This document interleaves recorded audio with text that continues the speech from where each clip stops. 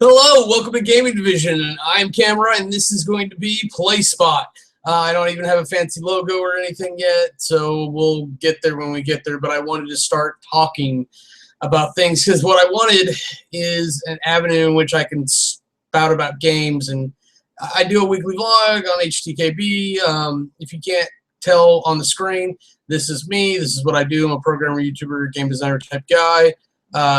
And then over here, these are the YouTube channels I'm directly involved in, and then up here is where you can yell at me on the Twitters. We've got another association called We Are Movie Club that was a collaborative group, so you're welcome to check that out as well. I'm not going to take it down for now. So the point of this is that instead of doing that or talking about it when I used to get on and talk We Were Movie Club, get on here and talk about games, even if it's just myself rambling and such and whatnot. And yay! So hopefully I'm coming in clear, and I talk about something somewhere at some time that you are doing. Now, if you find this on Google Hangouts or through the YouTubes, go ahead and leave a comment or question, and I'll see if I can't answer it when we're talking about games and stuff, or there's a game you want me to talk about. I'm hoping the hopes that maybe I can actually talk about it. Real quick, because there's less of it, because unfortunately, just so unfortunately, I don't do enough video games currently as I want to. There's the whole thing about being social, and you get out and you actually meet people and do that, but that takes up time, and time is my most valuable commodity most of the time. So it's hard to do both hobbies, plus YouTube stuff, plus actually working on game design / programming stuff. It's hard to do all these things and still like do things, because you're already doing things. Anyways, so let's get that out of the way. Mostly, it's just been little bursts here and there of different games. But I have been trying to play with Twitch, and most of what's come out on there has been like Minecraft. I think we did a couple runs of Castle Crashers. I plan on going back and keep doing things, probably new game experiences. I actually just got a Roxio thing so that I can go back and do some console stuff, because as much as I haven't played in my Steam library, or Origin library for that matter, I want to go back and replay some of the games I want. I want the play on video, so I can do commentary for it, etc. And the first thing I want to do is the Unfinished Swan. I love that game so much. In fact, I bought a almost $300. I think it was like $285. So with the game, it came about $300. So I spent $300 to play Unfinished Swan, and I've only played through it twice. I played through it twice. I need to pick up Journey too. So if I can remember to hook up my PS3 and get some time, that's probably what I'm going to do. I'm going to play through the Unfinished Swan and the Journey, and start seeing what else we can do before we put those consoles away forever. PC Master Race. And then Minecraft. I always enjoy Minecraft, even if I just want to relax. I was playing with it because I like playing Mo Creatures, and we finally got an island build up, and we cleared both islands. We secured both islands with outposts to keep ogres out and such. And it loses something when you go to an ocean view or ocean thing. Because I started digging down, I found tunnels and whatnot, but I haven't ran across nearly as many creatures, and then there's not nearly as many creatures on the surface level as I want, because you can't get to the different biomes. So we've got to start sailing and find another location and whatnot, or we could just reset the map again, and that might feel tedious at this point until Mo Creatures updates again, which maybe there's an update, but I really doubt it, because Mo Creatures does have its own thing finally. That just took forever, because it used to be one guy that just was doing all this, and then another guy stepped in and was like, oh, let's get this, and then I think he had some people help get a website up, and Dr. Zark, as famous as he is for Mo Creatures, isn't the top of the top all the time, and going As of November 18th, 2014, it looks like there's a 1.7.1 version. Oh, it says 10, but I don't know if it means 10 or 1. So I'd have to look into this and report back another time. But if there is a new one, I'm looking forward to grabbing it and playing it with it because it's always good. It's always a good time. Let's see. But I did get back to playing XCOM because we were over at a buddy's house this Saturday, and he started playing video games. He started talking about stuff. He plays a lot of XCOM, and I realized I actually missed that game. And I finally got the big ship shot down that I wanted. So it's kind of a funny reunion to it. So hopefully I can go back. I'll beat that by next week or so. I'll have something more to talk about that because XCOM is such a wonderful game. I love tactical games, and having shooters, like, you really have to nuance the statistics to get everything to run properly. Valkyrie Chronicles is he was showing me actually has like aiming and real-time movement, and I don't really want any of that for my games because it's not as interesting to me, but it's a neat idea. But I like XCOM. I like things like that. So like Mordheim, Banner Saga, I'm really looking forward to playing those games eventually because those are my jams. Final Fantasy Tactics, like I want to go back and play that again. It's like that. But moving on to board games, let's see. I can't remember the first few games I actually really want to talk about here because there's some stuff in the Wayback Machine that got left over. But recently enough, at least, I've learned a couple of games. Seasons. Let's talk about Seasons. There's even a video by Amanda Loon over on the Weird Girls channel, youtube.com/lovablevarmint. And go check her out. She's really good about games and stuff. Lovely young lady.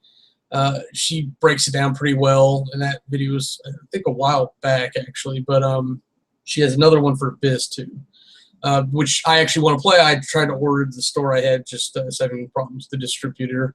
So eventually I'll get it, and I'll play that one, too. But Seasons, my buddy got a hold of a copy, and we started playing that.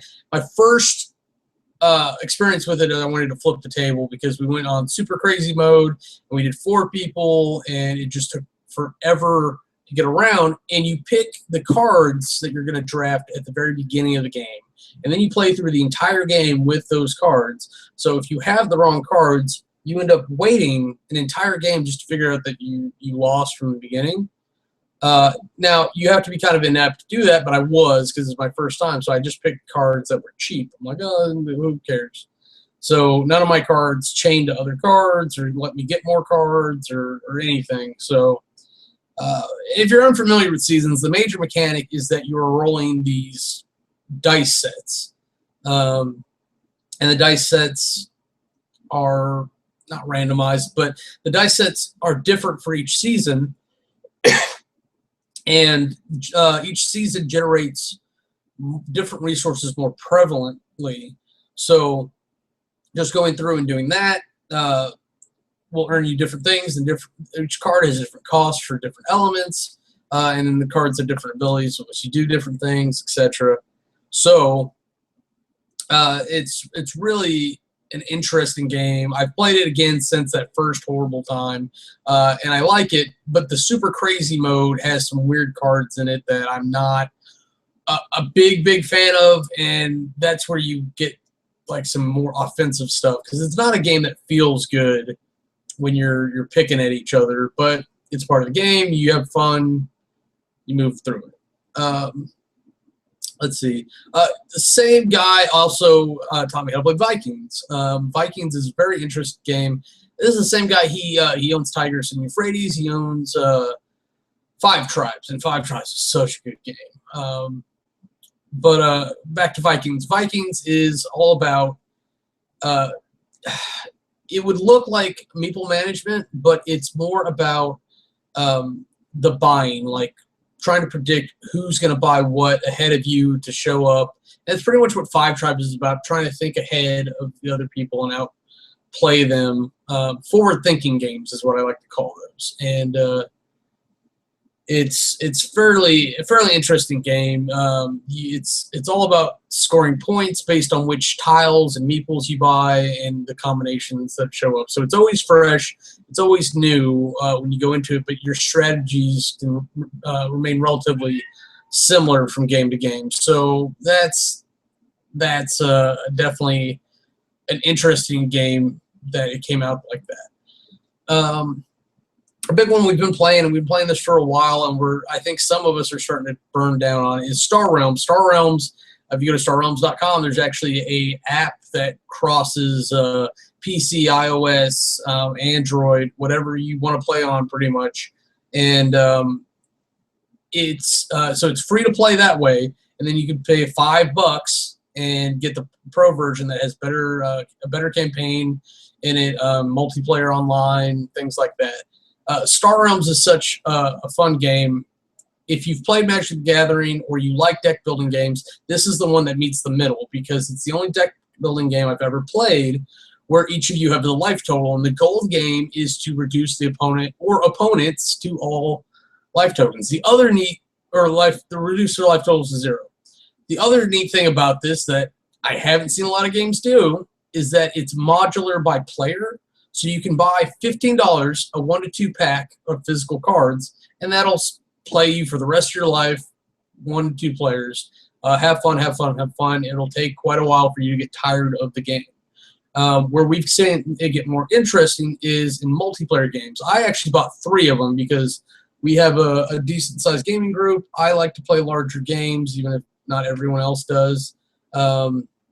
So you end up with 3 decks to support 6 players, and I bought like the Gambit set, and I bought some promo cards that were available, and I've ordered the new Crisis set too. So if you're not familiar with the game, you start with like or deck building stuff. Deck building games, you build your deck on the fly as the game progresses, so you're constantly looking at the probability of what you're going to draw from your deck into your hand, and that'll give you cards to play on the field to do different abilities and combinations in order to have more benefits to take advantage of the other player. The base game has plenty of ships. It has 4 factions that each have their own specializations, and they've released 4 mini expansions, which are like, I think they're $5, $10 boosters or something.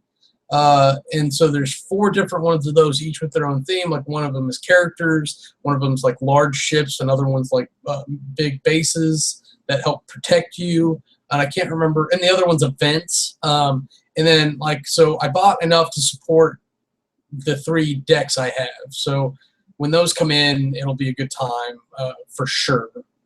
I can't wait. That'll be so much fun to refresh that. And we seem to like playing teams a lot, because not only does it go faster, is it takes a while for 6 people who are all like to do it. And that's all about table etiquette right there. It's like, think ahead. Think by the time it's the person before you, there's the previous person's turn. You should know what you want to do. Now, if they change the board, you can't do a lot about that. So most people tend to run into this bad habit of just not even paying attention until their turn comes up, and then they start thinking. It should be like you're watching the person before you go. Hey, they bought the thing I want, so now I got to figure out what I want to do. So by the time they finish screwing your plans over, then you've adjusted and you can start walking forward. So I have a lot of fun with Star Realms on a console basis. It's still lighter than most of my other deck building games in the box I put it in, because it only takes up 3 of those boxes. Only takes up like half a long box. So hopefully when I get the expansions, they'll take up a little bit more space, if any. But I'm constantly looking for something to counterweight that when I'm picking up boxes to go to gaming. So it's a plus. It's not a complaint at all with that. So I'm looking forward to that. Moving on, Friday. I can actually start remembering things Friday forward. Unless we played on Thursday, which I can't. Oh, we did. We played on Thursday, Super Dungeon Explorer. That was the whole point of going out on Thursday, but we played a couple other things.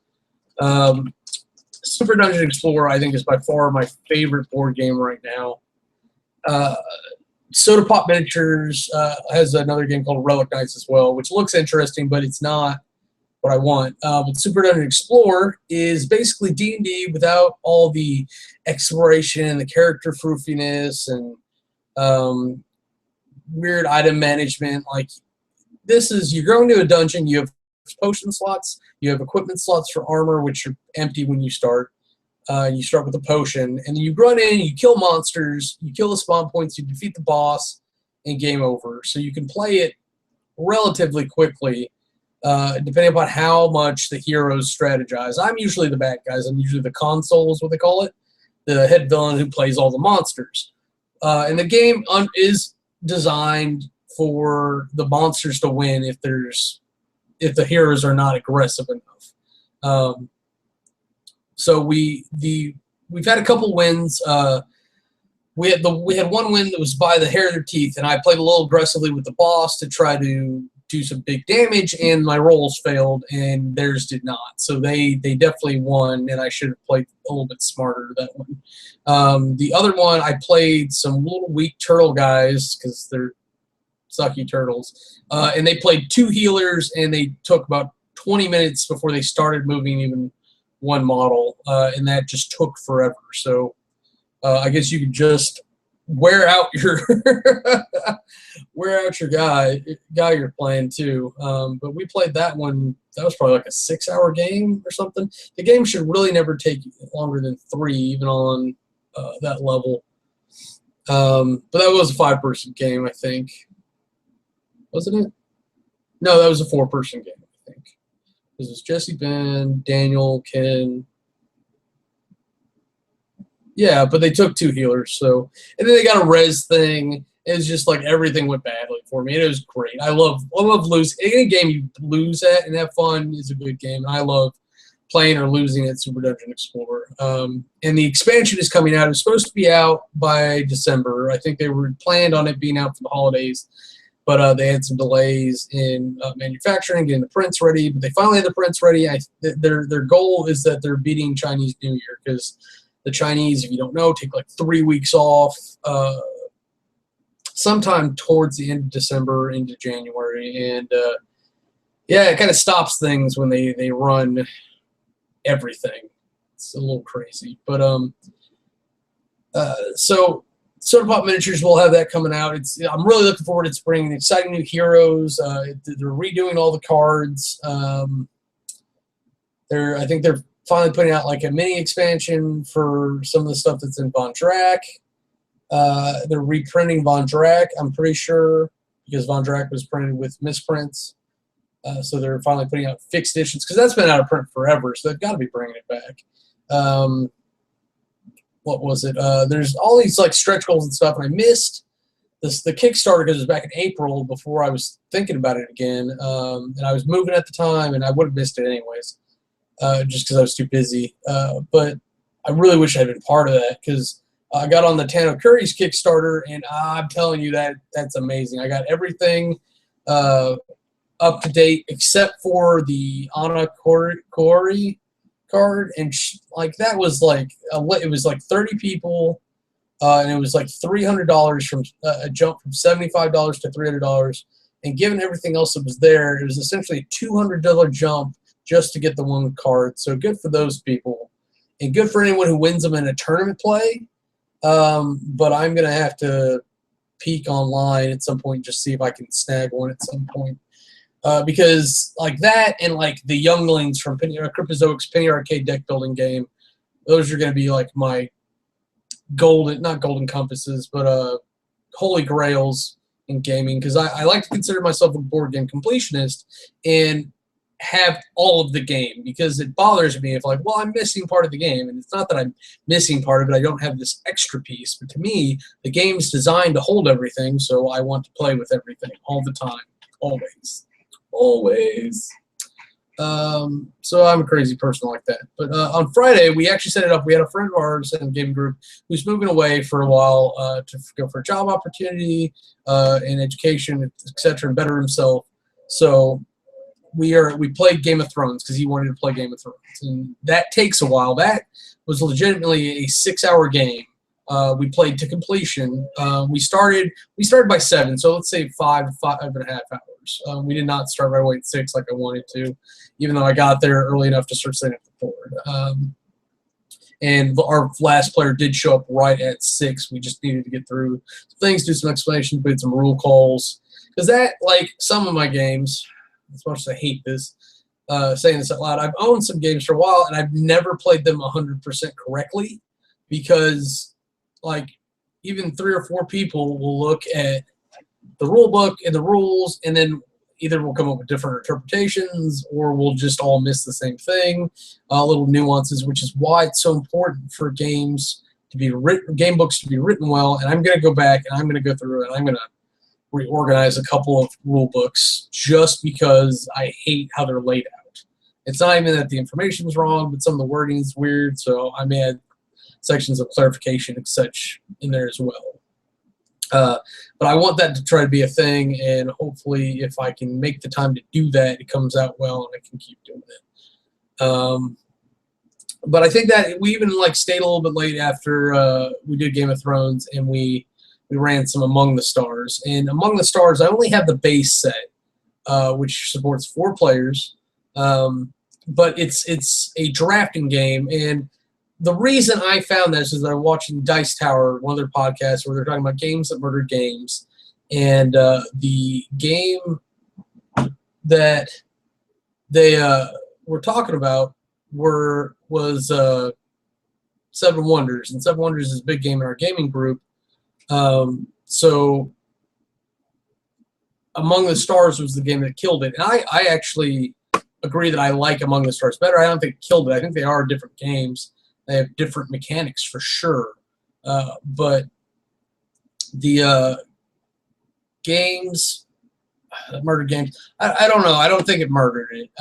But like I like to say that it's Space Seven Wonders just because the only other real drafting game that our gaming group plays is Seven Wonders. And I honestly, I'd rather play Among the Stars than Seven Wonders. And I just have the base set. I don't have all the good stuff yet. It's coming. It's coming. And so, like, I've been pushing Among the Stars, even though Seven Wonders just came out with Babel, and I was trying to push that before. But we got to get like a 7 or 8 person game to really get the feel for Babel, because the way Babel works is that it puts out new rules on the Tower of Babel, and if you don't have that many players, you only get so many tiles out there, so you don't really get around to overruling anybody. Which is fine, I guess.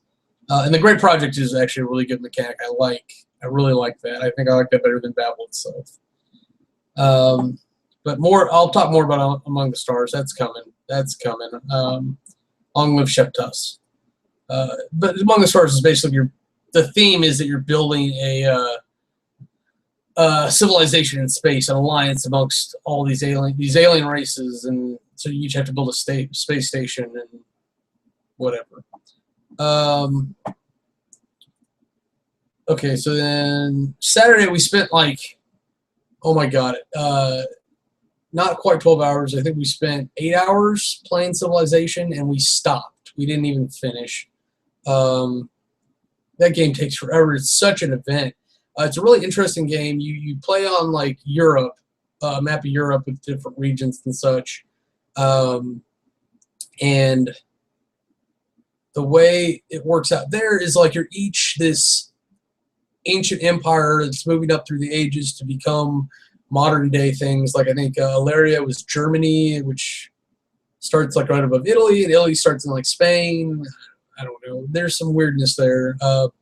But depending on how many people play, depends on how big the map is and where you start. And it's really interesting to see that. It was so interesting. We actually went online, and we are going to start playing Civilization online so that we can play it over the course of a month, and we're not trying to dedicate a whole day and exhaustion to it, because we were pretty whipped by the end of it. Like one guy bowed out at one point. He's like, I'm just gonna play some video games. I'm like, I get it. But I mean, like, he was still there. We were all talking, having a good time. No one was upset or anything like that. In fact, it actually made it interesting because he stopped harassing people. And like then it was me harassing people, so it was like, oh, I'm kind of a target now. But then my civilization got washed away basically, so I had to build back up a couple turns. But following that, we actually ended up playing The Captain is Dead, which, if you're familiar with co-op games like Pandemic, Castle Panic, what's the other one that's pretty popular? Forbidden Island, Forbidden Desert, those two. Those are co-op games that you play as a team against the machine that is whatever mechanic that's happening. Castle Panic, it's monsters moving in on your castle. In Pandemic, it's disease on the world map. In Forbidden Island or Forbidden Desert, it's either sinking or being buried, whatever you want to call it, trying to meet your objectives. It's interesting because Captain is Dead is you're trying to beat the deck. That's really all it is. You've got a ship, and there's different systems you can use to help you beat the deck, but you've got to get the ship prepared before the deck kills you. And the deck is designed to kill you, and we won by the skin of our teeth, and it was the first time they won. The problem is the alpha player syndrome in these games. Is one person or two people or whatever tend to run the board, and occasionally you feel like you're not even playing, and I can't say that I didn't feel that. I felt like I just zoned out and read the rule books for a while to see if I could figure out anything special so I'd have some input later, because a lot of it's like, well, you know what you're doing, you play. So it might be even interesting just to throw a number of people on the board and you and one other person, like, how can we make these people do this? And just alpha play it yourself. Play it with single player. You know what? I will say that Captain is Dead is worth its money in gold, or its weight in gold, to buy it as a single player game and just play as a team of people trying to beat the machine. I can totally see that. Invite a friend or two to play with you. I mean, they're smart, they're familiar with the game. You guys will have strategies. You'll know what the upcoming cards are. And the more you play it, the more you'll be familiar with the death to come and how everything actually ends up laying out in the deck. So there is that. That brings us to Sunday today. Really weird. I didn't play what felt like a lot, but it felt like I lost a couple hours there in the middle somewhere. I know I was eating lunch, and we got a late start, and then like not a lot of people were there.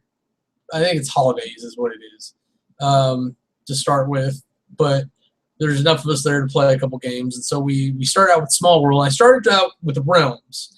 I started out trying to get Small World Realms and build a board, and apparently it's a lot more complicated than I thought because you're supposed to do all this balancing to make the map proper. You're supposed to have about 9 regions per person, and then each set of regions is supposed to be 1/5 of the total. So you're supposed to have 1/5 forests, 1/5 swamps, 1/5 mining, 1/5 resources, or magic resources is what I meant. So what I'm going to have to do is I'm going to have to build a couple maps, find a couple that actually work, and make my own presets. And you can't just throw a map together. But I want to build 1 or 2 that we can put together and we can have to play and be able to use the tunnels better. Because we've had arguments about it. Like, I've always played where you play the number of people and you put in a map for above ground, a map for underworld of that number. And then you have enough room to spread out. You have the choice whether or not to be aggressive. You can still maintain tunnels, etc. A buddy of mine has always played where you have it, the number of people halved, so that both numbers add up to the number of people playing, which makes it tight enough so that you have to fight each other. But I like the choice. I like playing on a larger map. In fact, that may be something I do next time, is just play on a 1+ the number of people map, just to see kind of how it changes things, because it very well could. But we did play. We ended up playing on a 3-player map, and we ended up playing Spider's Web, or with the new expansion for Spider's Web. And I really got to say, there's some very interesting choices. I really like the skags. They have this loot marker mechanic that you put out there, and if you get attacked, you attack them, and it's a skag attacks thing. You actually don't get to conquer them. It reverses the action. Otherwise, you can actually get bonuses for looting or for grabbing their loot. The ice witches have a kind of a similar thing to fortified, but they generate them using magic resources, very similar to some other mechanics. Copycat, you could actually borrow other things. Slingshot men kind of have a twist on catapults built into the race.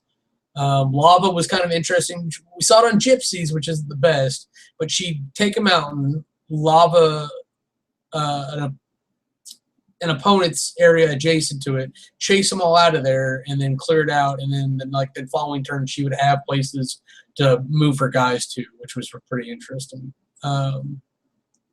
What was the other thing? The other power is, oh, she used Soul Touch as well on the Ice Witches. That was her power, which actually gave her back the Lava Gypsies later, which was really interesting. And then the other power, because it was Soul Touch, Copycat, and Lava. Those are the three. So we didn't get to see Copycat or Slingman, and I saw Were Shrubman, and I had to take it. I had to, and then I ended up with Pixies, but I can't remember what their power was. I guess it doesn't matter because they're Pixies. Imperial Pixies. Oh, I didn't score for. Oh my gosh, I completely forgot to score for Imperial the entire game. That's all right. I don't care about winning. I love playing that game so much. But I expect to get some more Small World in later on. We brought up Infinite Domain. I actually ran into a friend of mine back from service, and he and his sister came back in, and it was really neat to run into them, and they were gamers to an extent, and smart people. That's the most important thing. They were smart enough to come in and pick up on a game like Infinite Domain right off the bat. So along with all the expansion and stuff, because I own Escalation, and I'm missing the Utopia and the Prestige expansions, which I probably need to pick up now that I've seen them in play. I may wait. But Ken explained everything. He explained it pretty well. I followed, but it's kind of overwhelming if you haven't played before. And my favorite thing was the bit where you get to start with a different starting deck than you normally would. Because normally you start with like 2 of everything except for Warfare, and then like I have to like try to work to get the Warfare out of my deck, and then deal with the production and trade, and until I can survey for enough planets. And then there was actually a handset. Like I was super excited because my buddy's sister ended up with it, but she started with 3 politics cards and like 2 surveys. That was it. I'm like, oh, I can build everything myself. That's what I want to do all the time. And I ended up with a cool like colony ship where I could just play my colonies with the colony ship and get them out of my deck. Amazing, amazing. So if you go high colonies with that, that's definitely the way to go. But so the Infinite Domain was really fun, especially with all the expansions. Ken likes space stuff. He's the guy that showed me Eclipse as well, and then he also has Race for the Galaxy, which I'm a big fan of, and he's got I think 3 of the expansions. He said he nominally left off the aggression one, the one where you actually fight each other, because apparently it adds too much bookkeeping is what he called it, maintenance I would call it, to the thing. So it's not any good to add more to that game. It's complicated enough with still being complex without being it's complex enough without being complicated. Let's say that. But I really like it. It's a tableau building game where you can actually use other cards for currency, so you're never out of currency because you can always have the option to get a card or 2 more, and then you can play it. And then the way I ran it, like I built up really quick, and then I got overtaken because I couldn't get the last few cards out to stop them from scoring. But and he scored big on like 3 or 4 cards, and most of mine were really cheap and horrible. I will pay attention to how to score better in that game in the future. Let's see. So that's all I've been playing mostly recently. But I'm looking forward to playing more Amongst the Stars. I did just order every piece of expansion that I could get a hold of to include some of the promotional materials. So hopefully all that'll come in probably by mid-January, because one of it's got to come from England, and then the holidays are going to delay everything, and that's just how it is. It's just how it is. Can't do anything for it. And then we've been playing mostly at Gamesville Tabletop. It's my friend's shop. She just opened it up. I'm trying to help her out with a bunch of tech stuff, get the YouTube channel up and running, and deal with the POS. And so it's more things on top of things that I don't have time to do anyways. Along with all the things she doesn't have time to do because she's getting used to being a business owner. But she has finally got through with Alliance, and Alliance is going to start supplying her with games finally, so she can get things like Catan, all the stuff that she definitely needed before the holiday season that she unfortunately doesn't have. But the game I look forward to most now that she's there, or she's going to be there, is getting a game of Risk Legacy. It's a game of Risk with different factions. So each army has different abilities that help put another twist on the game, which make it a little bit more fun than just, I'm going to move here, roll dice, which is not bad, but Risk is inherently broken the way they do it. There's actually a game called Warlight that I like a lot better, which is essentially another dice force game. But Risk Legacy, not only does each faction have its own thing, but it's got slots for stickers, and there's slots for stickers on the board. And as much as it horrified me in the beginning that I have to put stickers on the board, I permanently change my board, I permanently change my game, it keeps it kind of refreshing for a long time. And so the more you play, the more events you get. And honestly, it's pretty amazing to actually see it. And it was unfortunate that we got burnt out on it back when I was in Atlanta and we were playing Risk Legacy. So I don't know. It's definitely an adventure. You've got to play, like, I think 8 campaigns at least to get everything unlocked. But it's a lot of fun for Risk, and I want to see that again. And if I got to remember to get a hold of my buddy and get the amendments for Risk that I had, because I had something like where it was fixed. You didn't play with dice. You just, like, if you have this and this, you win, to help speed it up. And I don't know what that noise. I'm going to have to go here in a second. Help speed it up and get it going a little faster, and a little bit more fun, a little bit more tactical than luck-based, because a lot of people tend to stick with Euro games a lot better, which have less probability, and American games are all about gambling and taking chances, because the American dream is to do as little as possible with the most benefit, and that's what you're going to do there. It's like, I can do the same thing as everyone else, but I score twice as much. America! Fuck yeah! So that's basically the attitude I feel like we have here with a lot of things. But I'm going to stop on that. I will play more games between now and next week, and hopefully every Sunday night I'll end up doing this. But till then, I've got other things to do, and have a nice day. I am Kamurai, and that's game over.